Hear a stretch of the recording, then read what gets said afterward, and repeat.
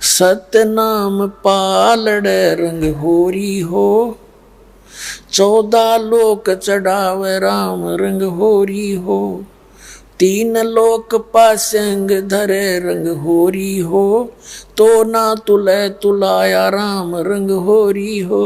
ओए होए, एक सतनाम की कीमत श्वास उश्वास से जो आपको 2 अक्षर का मंत्र दिया जाएगा सतनाम,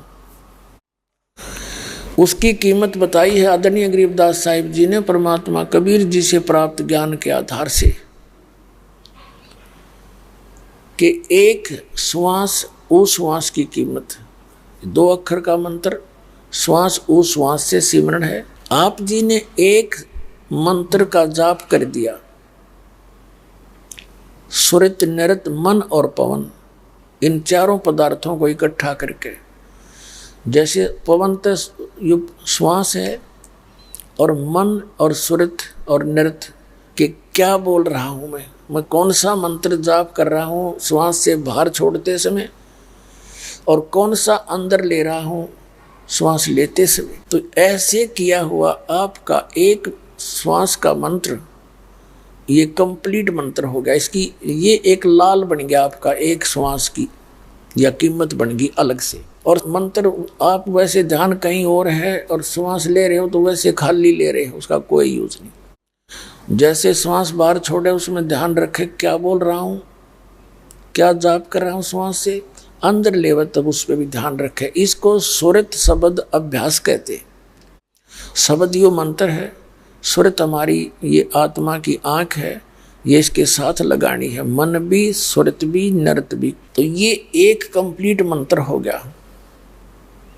और ऐसे ऐसे आपने परमात्मा ने कहा कि श्वास उश्वास में नाम जपो, व्यर्था श्वास मत खो, ना जाने इस श्वास को आवन हो कि न हो। परमात्मा ने यहाँ तक कहा है कि श्वास उश्वास में नाम जपो और व्यर्था सांस मत खो, ना बेरा इस सांस का फिर आवन हो कि ना हो। तो कहने का भाव यह, वैसे तो मालिक ने कहा कि जितने सांस से उतने नाम जपे, फिर भी मालिक को पता है